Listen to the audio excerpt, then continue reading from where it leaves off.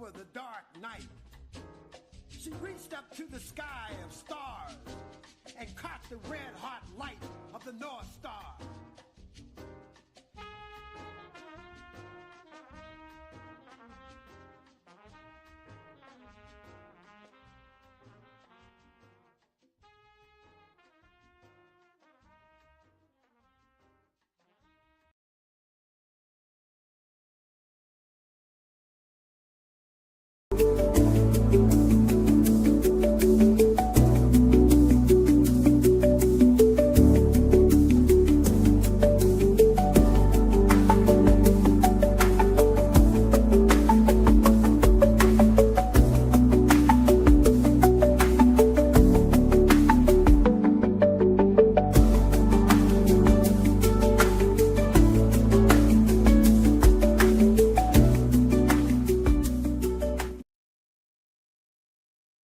Good afternoon, and as always, welcome back. There's a great piece in Black Agenda Report entitled, U.S.-led imperialism is directly responsible for turmoil in the Democratic Republic of Congo. It's written by the Black Alliance for Peace Africa team. It opens as follows. Western nations are fueling the atrocities Rwanda is inflicting on the Democratic Republic of Congo. Despite the unrelenting aggression, the Congolese people are resisting. International solidarity from all progressive forces and people of conscience is needed to demand an end to this crisis and reveal its true nature. What is that true nature? What's happening in Congo and why? Also, is this happening in other countries as well? Let's connect some dots and find out.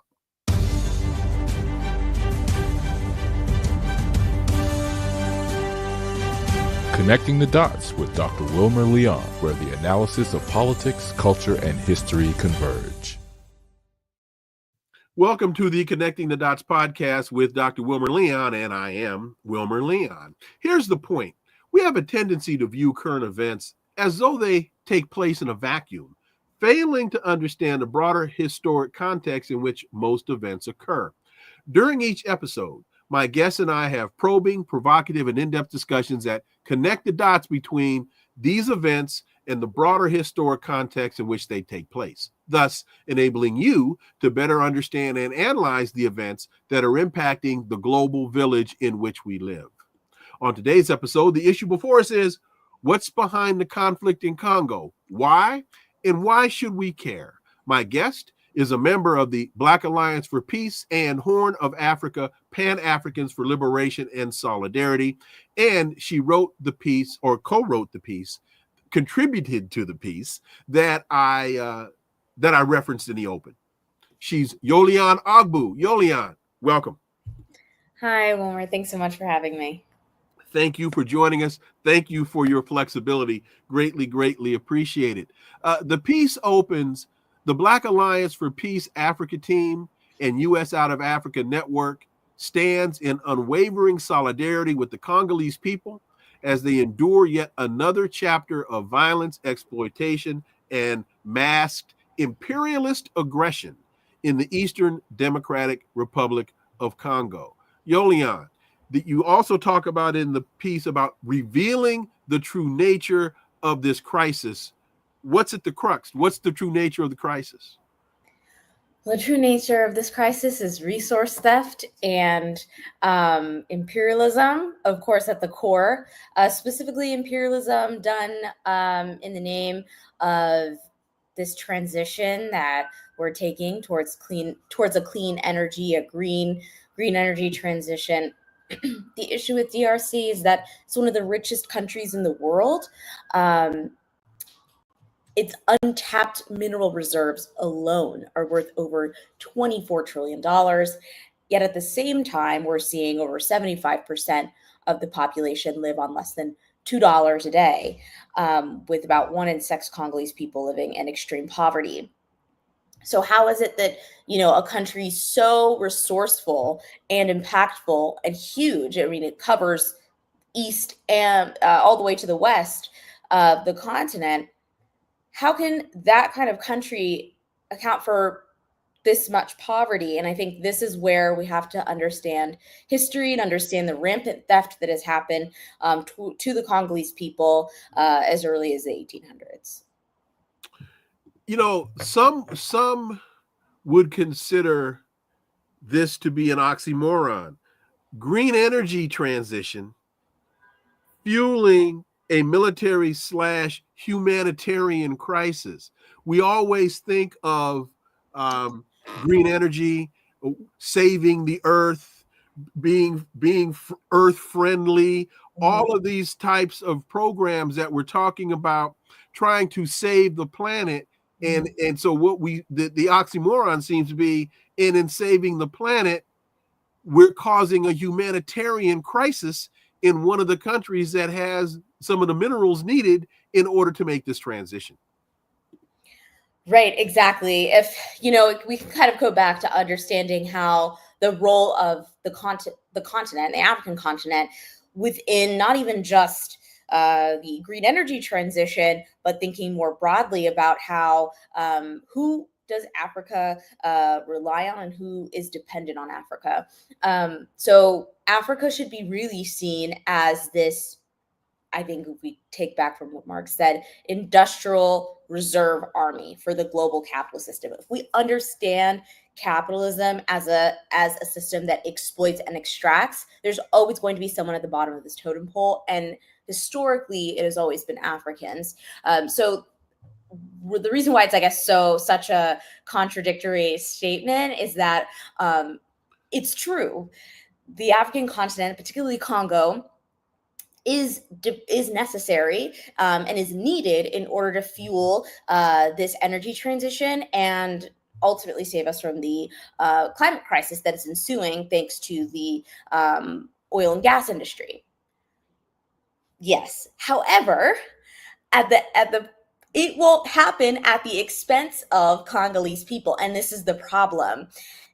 Africans have always been seen as this, you know, element of, oh, okay, we don't mind exploiting them in order to take their resources. This is the same thing happening today. But in this context, it's a little bit more complicated because now you have multinational corporations as well as state actors, external actors embroiled in this manufactured conflict between Congolese militias, Congolese army, and Rwandan-backed militias, Rwandan armies, Ugandan-backed militias, and Ugandan armies. This is just, you know, it's getting bigger, and it's only showing signs of a larger regional war, unfortunately.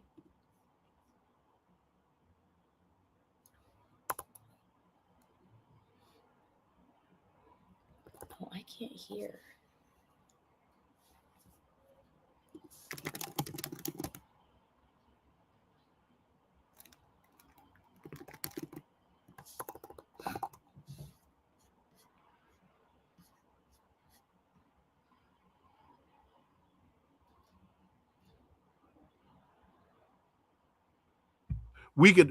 I'm sorry.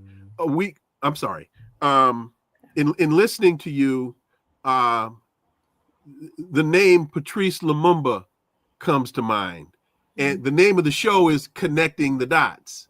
So and we could do a month on this topic, but in 2 minutes. So with Lumumba, it was rubber.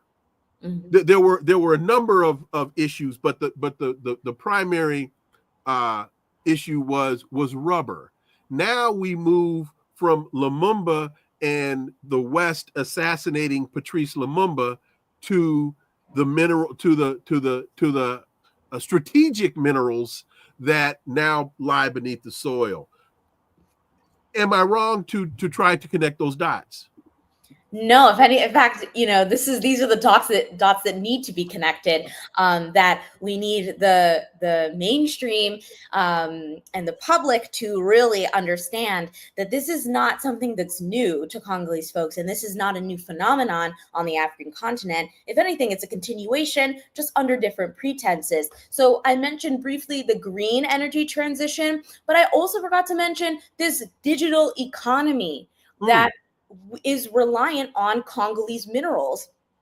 We're talking about the minerals needed for the electronics industry, for our for Apple, for our different iPhones, laptops, for electric vehicles, and all sorts of industrialized nations have a key vested interest in Congo, not in Congo being prosperous, not in Congo being sovereign, but essentially just Congo maintaining this chaos so that they can continue to be exploited and who could take their resources at half of the price that, say, a sovereign and free Congo would most likely sell it as. So it's always a question of, who are the buyers and who has the main interest here. But I also wanted to mention, too, we can't forget, outside of just these state actors and these multinational corporations, are these Bretton Woods institutions that have long been involved in the plunder of Congo, namely the IMF. I mean,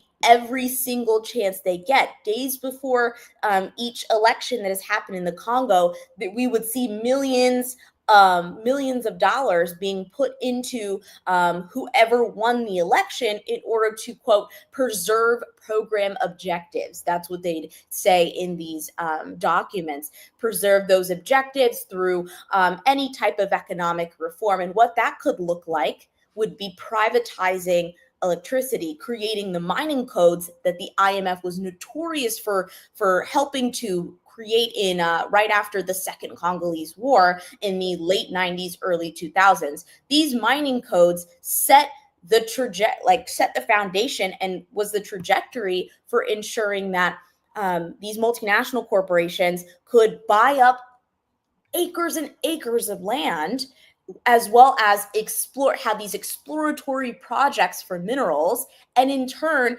kick the Congolese dwellers out of their land into these refugee camps and not offer them anything in return. They would promise jobs. They would promise, schooling. They would promise all of these resources that would be publicly available. And in turn, the Congolese folks got nothing. And so I think this is part of a historic, but also changing at the same time trend around exploitation. It's just, changing who it's done under, not necessarily the fact that it's exploitation.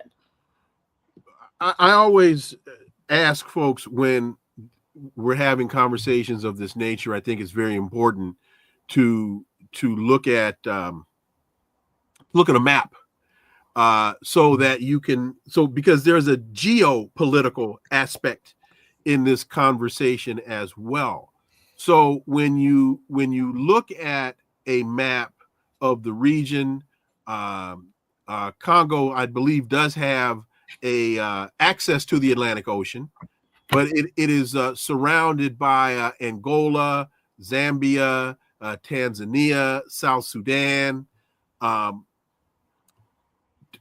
Does the geographic aspect of Congo, of the Democratic Republic of Congo, play a role in this problem it's having as well?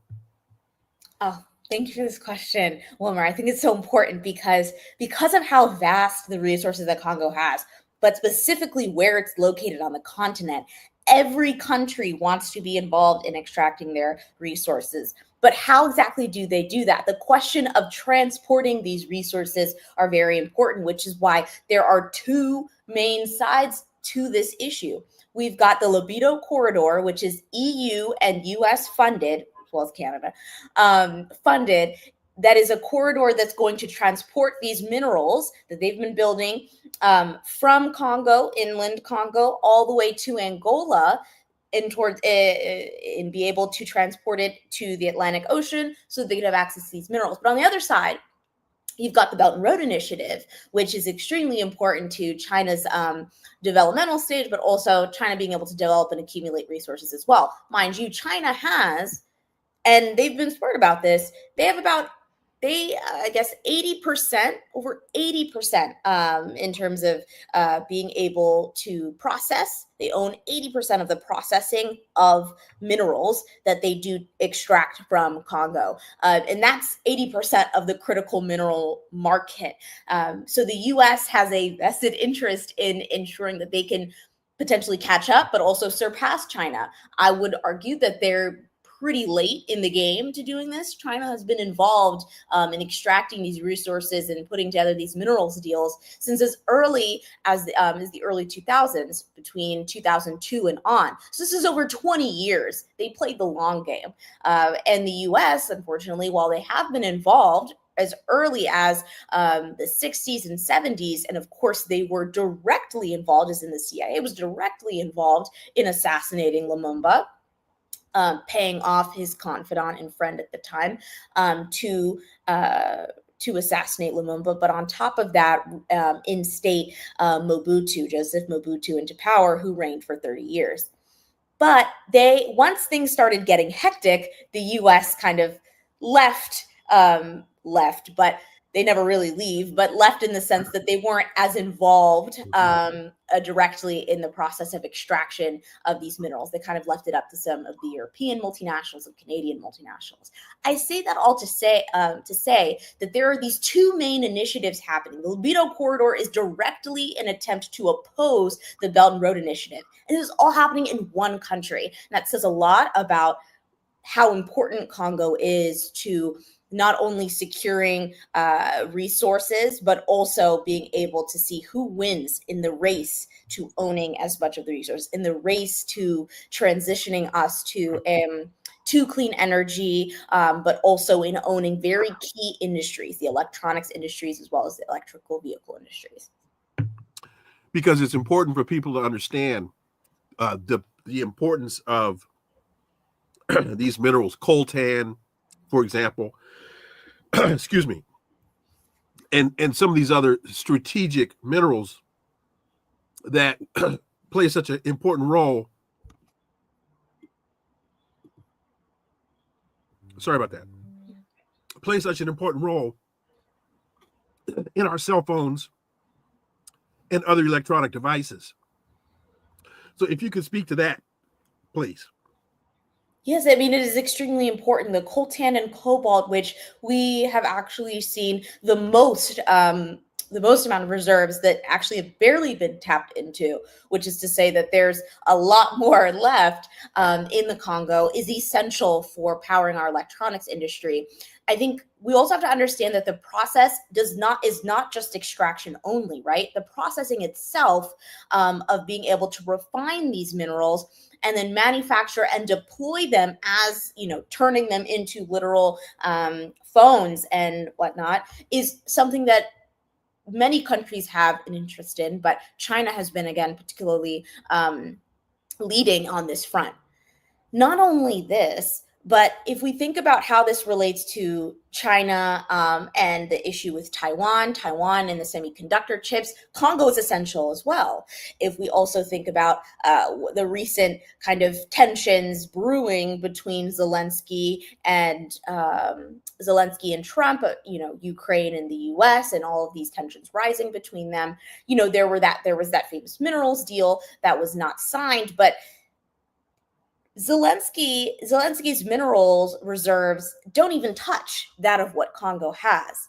So this manufactured conflict is essential in order to extract as much as possible. We can go back to, as early as the 90s when we had these two famous Congo wars that happened. It was during war and it was during violent conflict on the ground that the most amount of minerals were able to be taken out at once, because they could rely and fund through weapons and then just direct funding of these militias to extract while folks were too busy fighting these wars for these multinationals. And so I think it's just really important to know that not only these multinationals have this interest, but everyone is turning a blind eye to the exploitation of Congolese folks and of the land because of how much everyone is involved in this process. Even consumers when we think about the boycotts that are happening against Apple. While I think they are great in terms of, setting awareness, at the end of the day, as us individual consumers, we have no say in what it takes to be able to create the technologies that we use every day. And that is ultimately up to these multinational corporations that really need to be, held accountable, and, folks need to be talking about them a lot more. And I know you mentioned this, and I'm sorry I had to step away for a second to get control of myself. But going back to the processing aspect of this, one of the things that gets overlooked is the value add. It's one thing to extract minerals, resources, but that's not where the money lies. That's not where the stimulus to the economy comes from. The stimulus to the economy really comes from extracting that resource and then being able to process that resource in-house, and then be able to obtain the market value for the processed resource as opposed to the raw material. And I want to say it was a key example of this. I want to say it was the cocoa or cacao in Ghana, and that Ghana, I think it's Ghana, might be Guinea, but I think it's Ghana. They told the Swiss that they were going to start processing their own cacao in Ghana and selling the refined cacao on the open market. And Switzerland told them, oh, we just won't buy it from you anymore. And China stepped in and said, oh, we'll buy it, not a problem. So people need to understand the leverage that the West imposes and uses. It's not only the militaries, there are so many dynamics to this, but even allowing the country to process its own resource and then be able to sell it on the open market. That's what drives an economy, moves an economy from poverty level to production and international level. Right. I was going to say, since the financialization and the expansion, the financialization of the global economy decades ago, Congo has never been in a position to be able to build the infrastructure that it takes in order to not only extract, but refine, manufacture, and deploy these technologies in country. They have never been able to do that. They have not even been given the chance. And the closest that they got to doing such a thing was when Lumumba was elected and independent, and there were a few years of that potential of building said industry up until he was assassinated. So knowing that they are missing out on a key opportunity to build the economy, take it from an export-oriented economy, which is where majority of African countries have been at, this version of primitive accumulation that has not yet been able to move to the next stage because of the West's foot on their necks. But the West, in terms of soft power, and this is where I bring up these international financial institutions. So it's not just the multinational corporations, but it's the usage of these Bretton Woods institutions like the IMF and World Bank that ensure that the international community, particularly in the global South, has no opportunity to be able to build towards, aspire to any level of sovereignty. And outside of just name sovereignty and name only, but financial sovereignty, economic sovereignty, as well as energy sovereignty. I mean, you think about the fact that the Congo itself can power with its water, and just one dam can power, the Inga Dam is what it's called, can power the entire region. And majority of Congo at this point does not have access to electricity.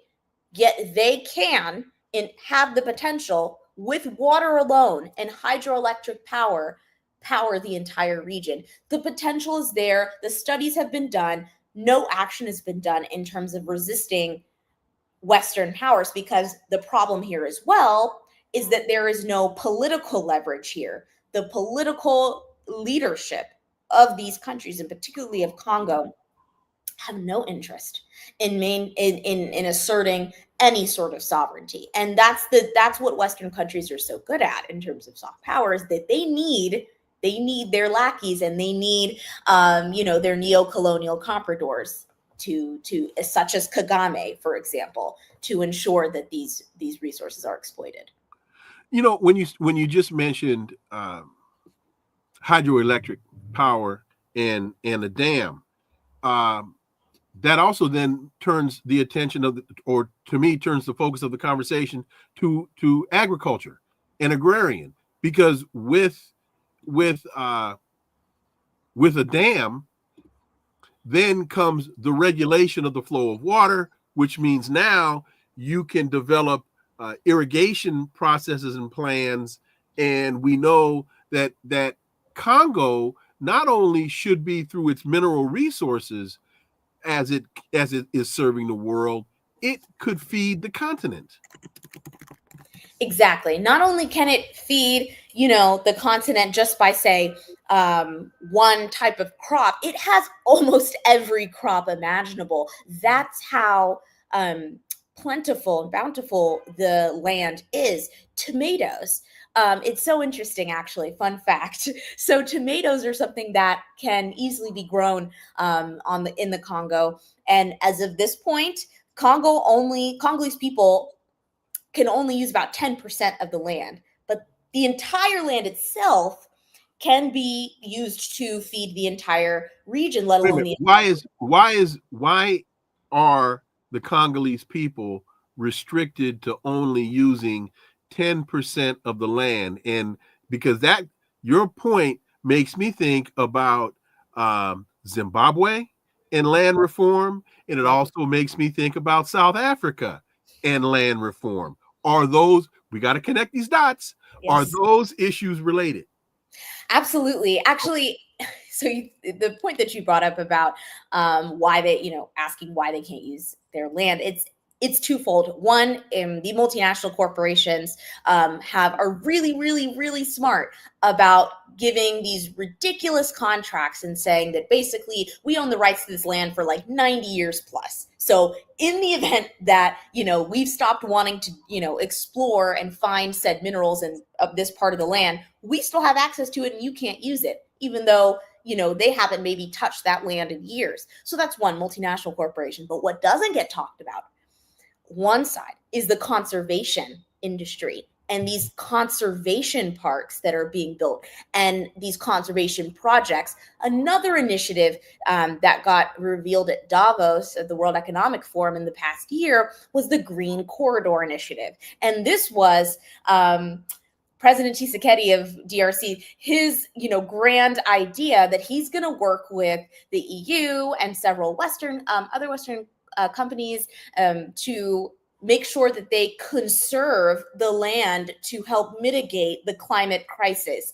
So they're going to take large swaths of the land and say, this is conservation. We need to make sure that we keep it to ensure that no one uses it, and no one being Congolese people, because until there's a contract that comes in to drill for some oil, which has happened in the past few years, they won't care for conservation. So it's interesting, right? Congo will power the green energy transition, but is like trapped in this idea of like conservation and conserving the land to potentially resolve the climate crisis.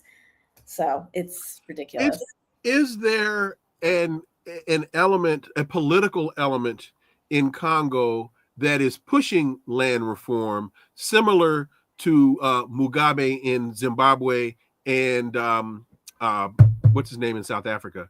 The president of South Africa. Anyway, whatever his name is. Ramaphosa, Cyril Ramaphosa. Mm-hmm. Are there political elements in Congo that are pushing for land reform but are being stifled by the government? Is that part of the civil conflict in the country? Yeah, great question, actually. So Friends of the Congo is a wonderful organization based in the diaspora, but has access to and works directly with organizers on the ground, and they're part of this coalition that was created called the Basanja Coalition, which has like thousands of, I think over 100,000 folks on the ground that are actively working to protect the land and cultivate the land in terms of like aspiring to some level of food sovereignty.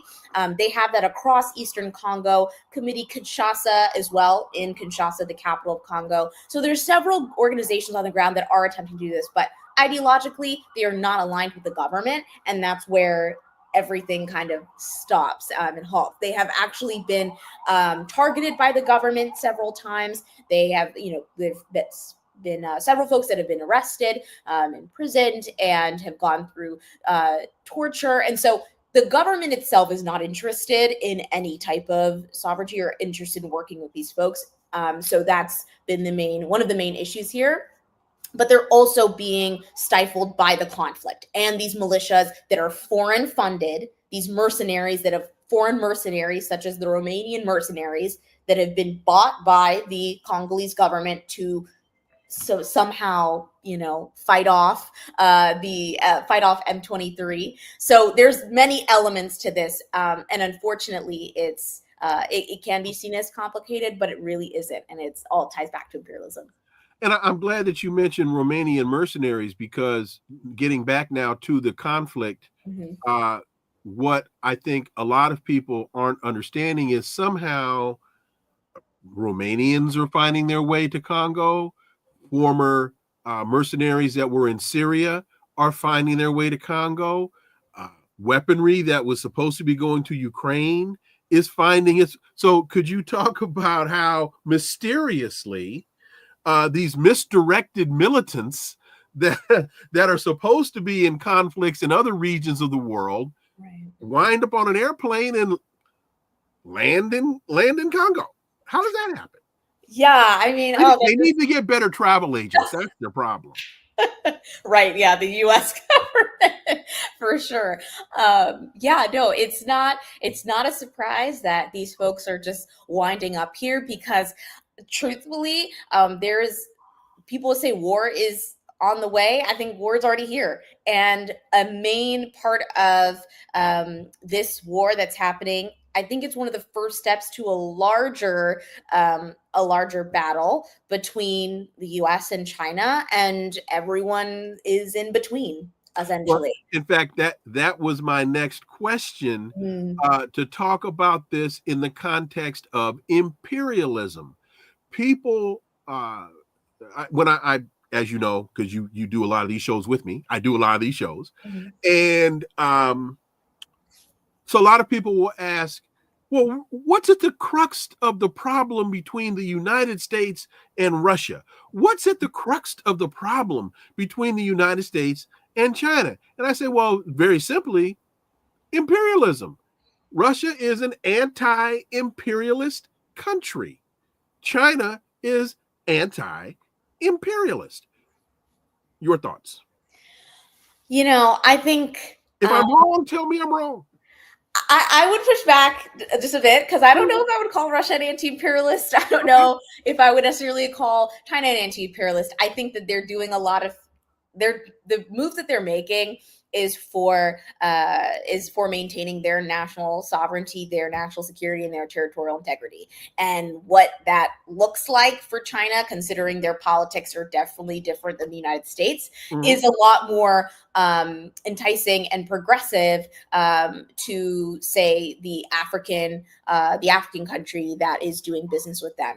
But at the end of the day, they're going to have to take these resources too, and who's still going to be at the bottom, and that's Africans. And I think that there's a little bit more of a more complicated element here, because when we're talking about this type of rivalry between the U.S. and China, there's losers. Like, there's only one winner, and there's going to be losers. And I think that I'm very interested in seeing, how do these middlemen, how do the people that are always at the expense of larger industrial powers, how do they fare against these folks? And what do they do to take whatever little leverage they have, which I would argue is actually quite large, but we just don't have the political will to make that type of leverage happen. Because if we think about what's happening with, say, Sudan, and the crisis in Sudan is directly linked to the crisis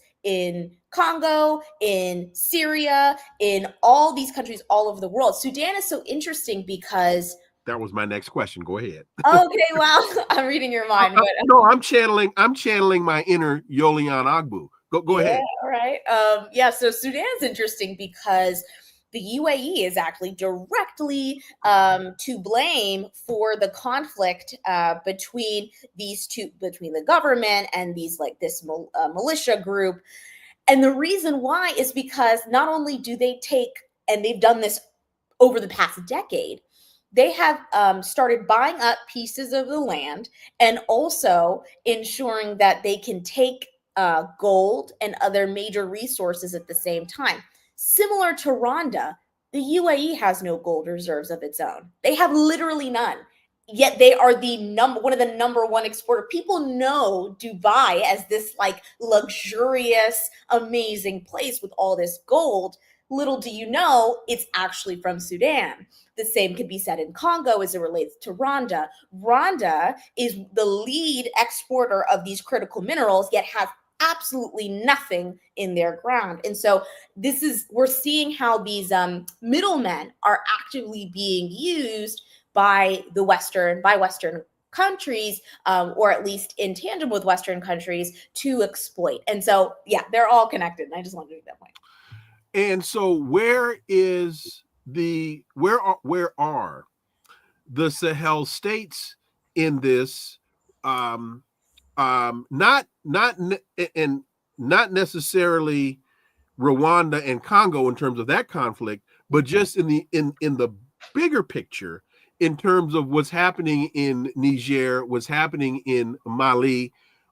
Where's the OAS? No, AES. AES. Thank you. Where are they?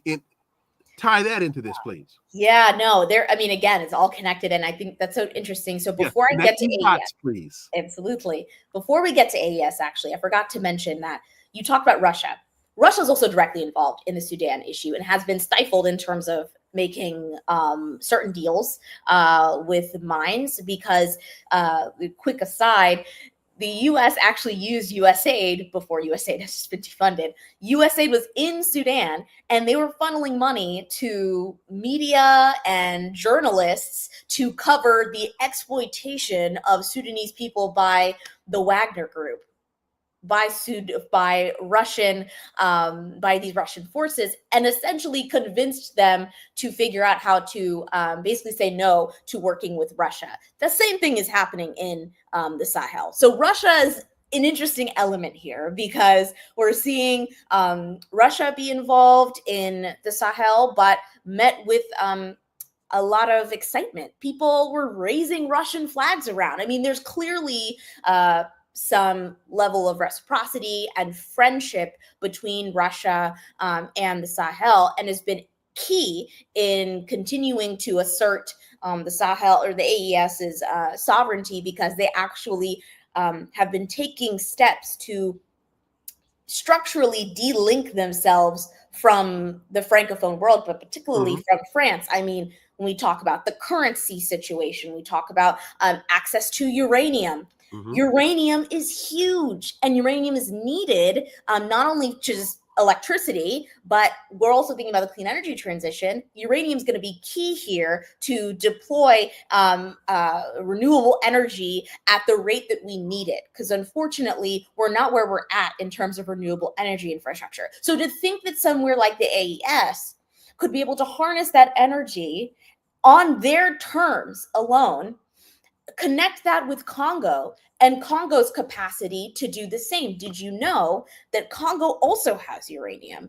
And the uranium in Congo was where the US had taken it in order to create the bomb in Hiroshima. This has been happening, and I think the US is very aware that these critical resources and minerals are in these certain critical regions of the continent. and needs to take hold. So AES, becoming AES, and delinking themselves from these Bretton Woods institutions, from the French, was a shock, and honestly, probably something that's causing the U.S.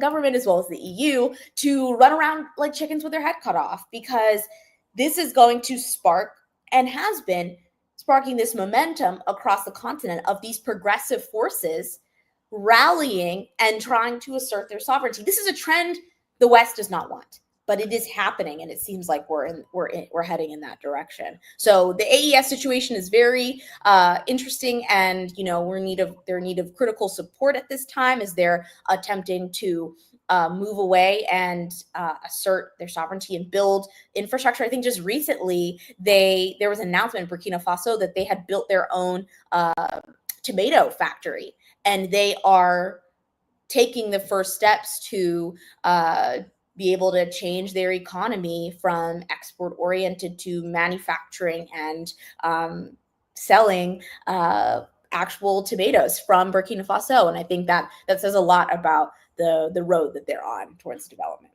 Tomatoes are obviously very important, because we're talking about tomatoes in Congo, we talk about tomatoes Right. in Mali, the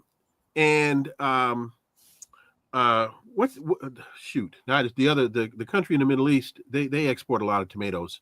The king Abdullah is the king. Jordan, yeah. Jordan, they call him the Tomato King. His nickname now has become the Tomato King.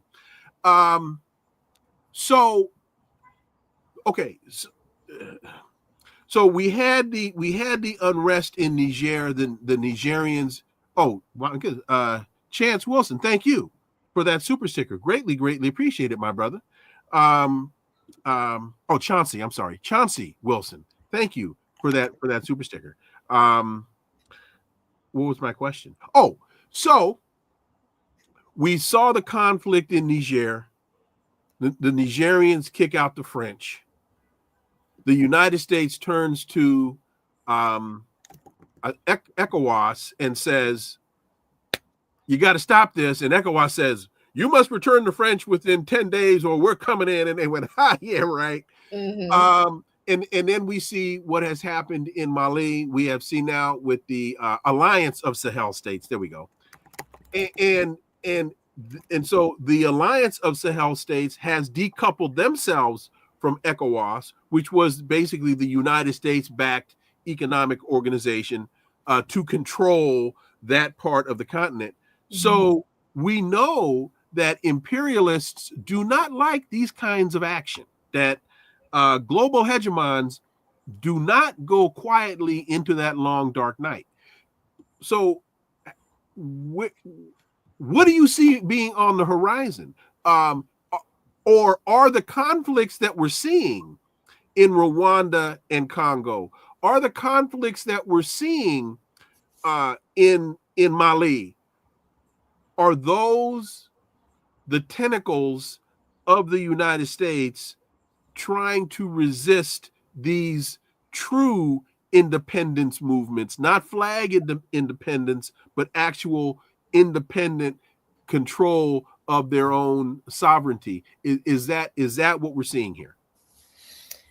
Yes, absolutely. Hopefully that question made sense. Yeah, no, I do see what you're asking. And I think it's a two-parter, because one, the US government is at an impasse. They're dealing with the question of imperialism, but also of like how to manage these resources and prepare for this transition. I mean, Trump was literally saying right before the pretty terrible meeting with Zelensky, he was like, we need to get control of the rare earth, right? He said that. And so it's not like he's any different from Biden in the sense that they absolutely know they are totally behind when it comes to securing control and monopolizing critical minerals, and that China is ahead. So they know that needs to happen. How they will do it is where these two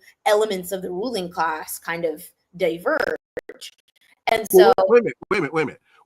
One clear difference between Biden and Trump is Trump tells you what he tells you, the machinations and the duplicitous nature in which he's going to delve. Biden sat back with a smile on his face and acted like Grandpa Joe handing out candy to kids on the corner, whereas Trump is really clear. Hey, I'm gonna come in and take it, and I don't care what you do. Go ahead. Exactly. And so actually the difference is key though, because and while they're attempting to do the same thing here, Biden, when the AES started to form, when these three countries were declaring, had these coups and declared that they were moving away from France, what was Biden's response? The Biden administration said, let's send over a diplomat, our minstrel, as you said, I think it was minstrel diplomacy. Yeah. Let's conduct some minstrel diplomacy. Send our DOD, who was Black, and the Department of Defense, the guy who director of Department of Defense, that send over and then send over another woman to try to suss out the situation and convince them to stop what they're doing. And obviously that did not work. But I think it's interesting because they're trying to tote this line of like, no, we're like the beacons of democracy. And so we're going to be very nice. And we're going to use our soft power elements like the NED and USAID to carry out the kind of illegal stuff on the side. But Trump doesn't need to do any of that, actually. He doesn't mind being kind of this villain that everyone touts him as. Absolutely. That's his modus operandi. 100%, exactly. So, but what I think is so interesting about this moment now and what's going to change, because while I do think that the U.S.'s tentacles, imperialist tentacles, are slowly kind of being cut off to some extent, or they're worried they're kind of in crisis at this moment, I don't necessarily think it's over. I don't think it's even close to being over. Well, you don't think what's over? Wait, you don't think what's over? The U.S. hegemony. I don't not quite, because I think right now we're entering a very interesting period of late stage capitalism that actually goes back to their roots of corporations just straight up going into these countries, doing these nefarious deeds, and working one-on-one with these countries, with their governments, with other corporations, with people to take and take and take. I think we mentioned this earlier, but we talked about Chiquita bananas. I really do think we're going to see a revitalization of that. For an example, and this is connected, I actually saw an article that talked about a BlackRock-led investor group that had actually just announced buying ports in Panama. Right. From buying ports. So now we're just going to have companies straight up buying public assets. Like that's just okay to do nowadays. Whereas before it was like, we'll just have our little comprador person that's a part of another government somehow maneuver and figure it out. No, the Trump administration is just all out letting us know what exactly they're doing. And so I think that's gangsters. 100%. Straight. Either my favorite film is The Godfather. Yeah. And you remember the scene where Mike is sitting with Kay at the wedding, and Luca is sitting on the side talking to himself, and she says, "Mike, who's that scary man?" He says, "That's a very scary man." And then she told the story about the band leader that didn't want to release the singer. Mm-hmm. And Luca came in and said, "Hey, either your brains or your signature are going to be on the contract." Straight.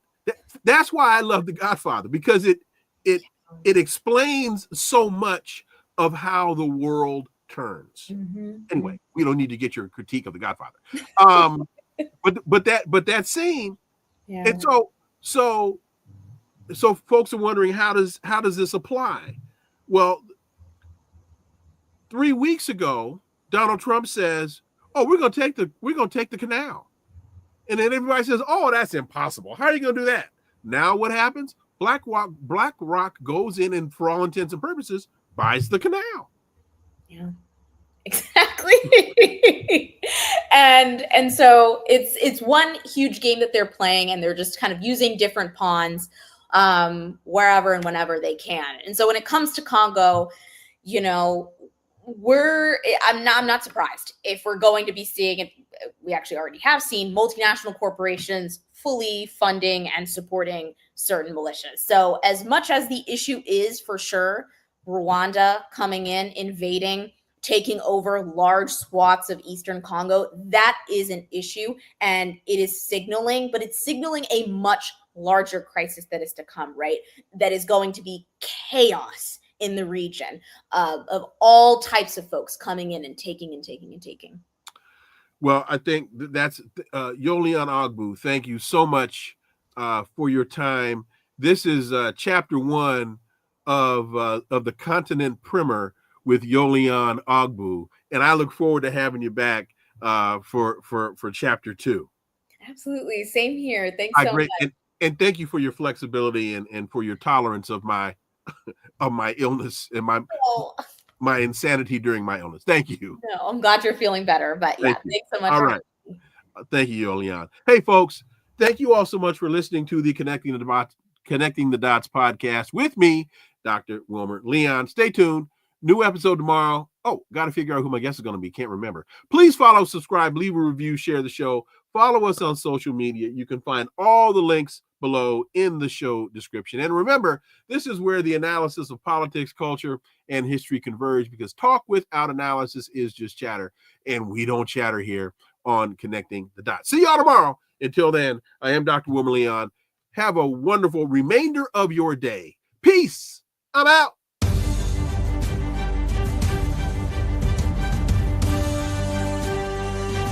Connecting the Dots with Dr. Wilmer Leon, where the analysis of politics, culture, and history converge.